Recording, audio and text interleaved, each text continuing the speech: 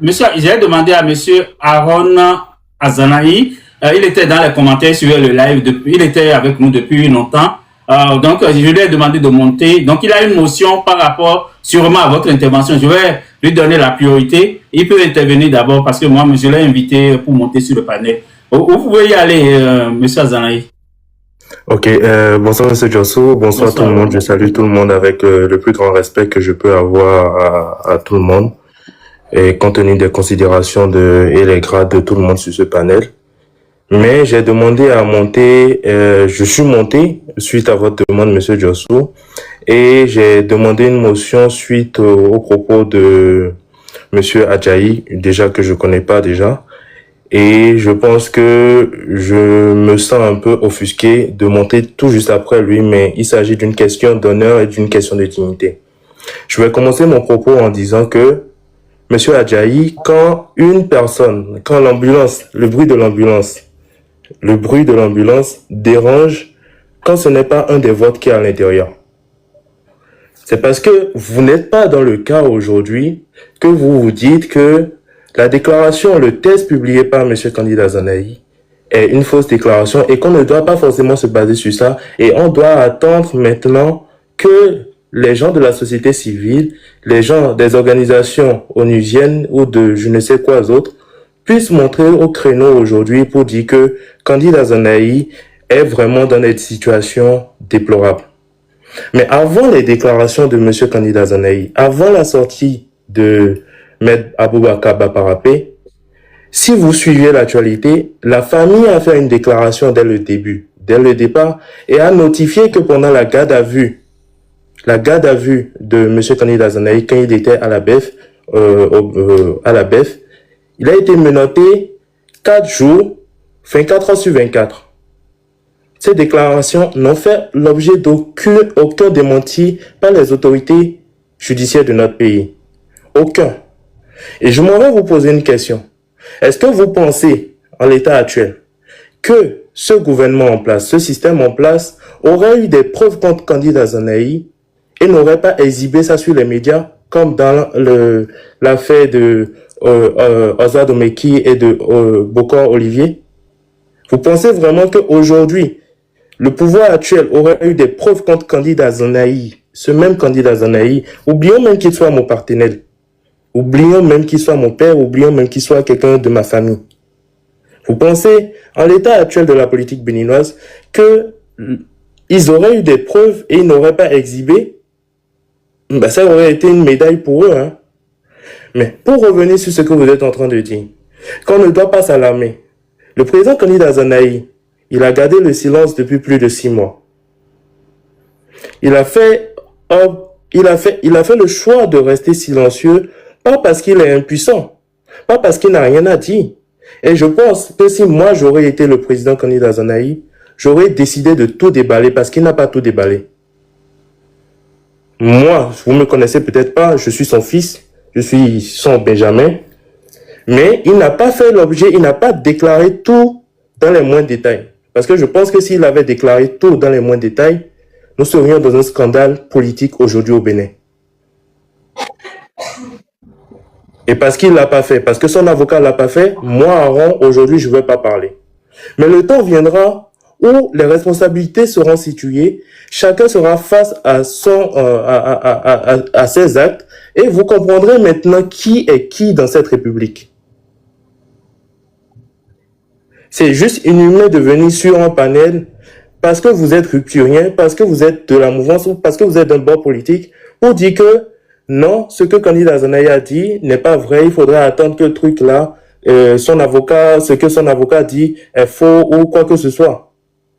Vous voulez attendre la mort de Candidat Zanaï avant de vouloir le célébrer, avant de vouloir dire « Ah, Ocho, si on savait, on aurait dû l'écouter ». Comme toutes les fois où il a parlé depuis 2019. Depuis 2019, il a parlé. 2019, 2020, 2021, 2022, 2023, 2024, 2025, il a parlé. Et toutes les fois, on lui a dit, il est top, il est plan B. Et c'est après qu'il soit arrêté maintenant que vous trouviez maintenant qu'il a raison. Est-ce que vous voulez attendre? Moi, je pose une question à tout le monde. Est-ce que vous voulez attendre qu'il meure avant de dire, si on savait, on pouvait agir. Si on savait, on pouvait interpeller les autorités judiciaires du pays.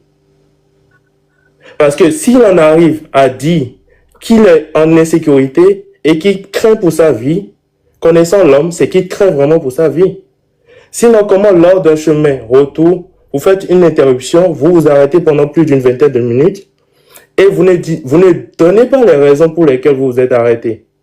Vous simulez devant les caméras, il a bénéficié de tous les privilèges, il est venu en pick-up teinté, c'est pas n'importe quel détenu, c'est un détenu privilégié, peut-être c'est un coup d'essai, on ne sait pas. Pour montrer le premier coup d'essai, vous le sortez comme ça en pick-up blanc. Et le deuxième coup d'essai, vous allez essayer de le faire disparaître. Je n'affirme pas. Je n'affirme pas. Je n'affirme, encore une fois, je n'affirme pas. Mais si je suis les déclarations du président Kony Dazanaï, chaque Béninois, chaque Béninoise doit se remettre en question et doit pouvoir interpeller sa conscience intérieure. Moi, ce qui me préoccupe aujourd'hui, c'est qu'on puisse nous présenter aujourd'hui des éléments de preuve prouvant que Kony Dazanaï est impliqué dans ce qu'on lui reproche. S'il y en a, présentez-les, on ne demande aucun traitement de faveur. La prison, les gens disent que la prison n'est pas un hôtel 5 étoiles. Les gens disent que la prison n'est pas un hôtel 5 étoiles. Mais si vous savez ce que c'est que de savoir son parent en prison enfermé depuis plus de 6 mois, dormant au sol, je pense que vous ne monterez pas sur ce panel et vous allez raconter des inepties de la sorte. Je vais redescendre la balle et je vais venir rappeler à tout un chacun de nous que aujourd'hui la priorité c'est la santé de Kony Dazanaï. C'est sa santé, c'est sa sécurité, et c'est que le droit la justice puisse dire le droit. Nous ne demandons aucun traitement de faveur. Si la justice, si l'État, et je dis si la justice et si l'État ont les preuves de ce qu'ils avancent, qu'ils les exhibent. Qu'ils les exhibent. Et s'il est coupable, qu'il puisse à peine. Mais je vous dis, ils n'ont aucune preuve. C'est mon père, je le connais, j'ai grandi avec lui, je suis né avec lui, je sais quelle personne il est. Il aurait pu rester dans ce gouvernement en tant que ministre délégué chargé de la Défense. Et il aurait bien pu bouffer, hein. Ça, je le dis à qui veut l'entendre, il aurait bien pu bouffer. Il aurait bien pu rester là, profiter des avantages, des privilèges. Mais si c'est pour en arriver à là, il s'est sacrifié pour le peuple. Il a sacrifié toute sa vie, toute sa famille pour le peuple. Et que sa famille et son épouse et sa femme ma mère à qui j'aurai un hommage ici, est en train de vivre tout ça. Et que vous soyez aujourd'hui dans cette posture de venir dire que, ah non, on ne doit pas s'apitoyer sur Dazanaï, laissez-le faire si. Je vous demande quel genre de politicien vous voulez pour notre État, quel genre de dirigeant vous voulez au final. Des gens qui volent, des gens qui marchent sur l'intérêt général. Si c'est ça que vous voulez, on vous laisse la politique du Bénin. Mais si vous voulez des gens qui se sacrifient pour l'intérêt général, des gens qui disent la vérité, des gens qui sont prêts à sacrifier leur intérêt personnel pour défendre l'intérêt de tout le monde, des gens qui sont prêts à sacrifier l'intérêt de leur famille pour défendre l'intérêt de la masse, si vous voulez ça, soyez honnête avec vous-même et osez dire la vérité à ceux que vous soutenez. C'est pas parce qu'on est soutien de la mouvance que si la mouvance fait des erreurs, qu'on doit défendre la mouvance. Je ne sais pas pour combien. Je ne sais pas si vous imaginez un peu le choc psychologique, et je vais finir là-dessus. Je ne sais pas si vous imaginez un peu le choc psychologique que son épouse vit actuellement, que nous, ses enfants, nous vivons. Nous vivons dans la peur. Nous vivons dans la peur. C'est malheureux qu'il puisse fêter son anniversaire en prison et que ses petits-enfants puissent aller en prison pour lui souhaiter joyeux anniversaire. C'est malheureux qu'on puisse en arriver là. Pour quelqu'un qui n'a jamais rien fait à la République. Et M. Djossou, je vous remercie encore une fois et je demande à tout le monde de ne pas aller vers la haine, de ne pas aller vers la révolte, d'aller toujours dans le but de la résistance pacifique non violente, de réclamer la justice pour que tout le monde puisse venir à la table de négociation, pour qu'on puisse discuter pour savoir ce qu'il faut faire pour ce pays. Parce que ce pays est en train de tomber dans le gouffre et on s'en rend pas compte. On s'en rend pas compte. Les familles comme Olivier Bokor, les Bokor, les Aïvor, les Madougou, tous ceux-là, les exilés politiques, tous ceux-là, tous les bords confondus, tous les péchés confondus, ne méritent pas ce qu'ils sont en train de vivre à cause de la volonté personnelle d'une seule personne ou d'un seul clan. Parmi eux, il y a des gens qui ont volé. Parmi eux, il y a des gens qui ont détourné l'argent de l'État. Parmi eux, il y a des gens qui ont tué.